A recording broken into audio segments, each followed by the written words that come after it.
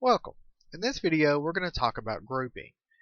Specifically, grouping as it relates to data, how to use grouping to get a single result, how to use grouping to get multiple results, how to use grouping in combination with other query actions, like the math or string manipulations we've already covered. So, grouping as it relates to data. Grouping allows us to consolidate multiple rows of a result based on a common data value. That means if our original query produced 5 rows, but they're all for the same person, we can consolidate it down to 1 row.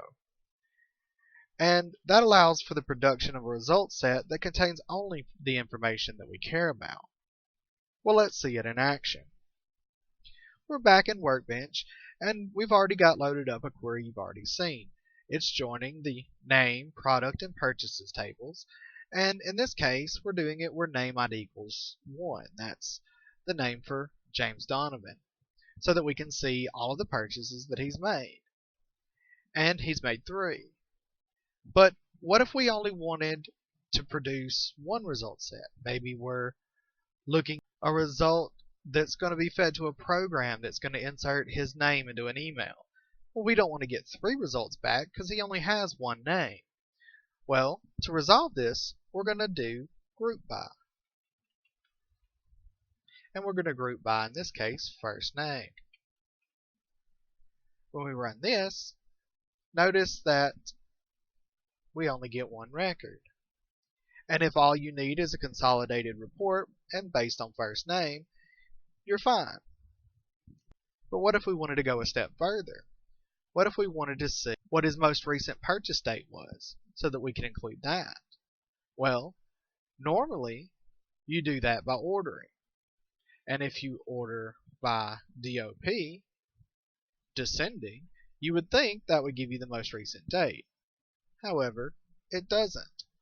That's because the order by happens before the group, and the group rearranges everything. So if we want the most recent date of purchase, we're going to have to do that in the select. We'll get rid of the order by for now. Here, we can select the max DOP, and we'll go ahead and name it max DOP. And when we run this, we've now got a new row. It's showing us the most recent of the dates for James. Well, let's take it even one more step further. What if we wanted to use some math on these functions? What if instead of just some random amount in the group, we wanted to know the total amount of all of his purchases? Well, we can do that too.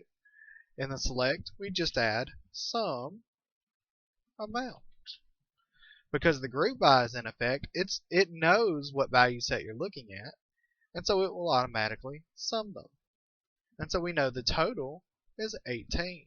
He's bought 18 products, and his most recent purchase is on this date. You can see how this kind of stuff becomes more and more useful the more you add. We'll stop there for now and continue on with the rest in the next video.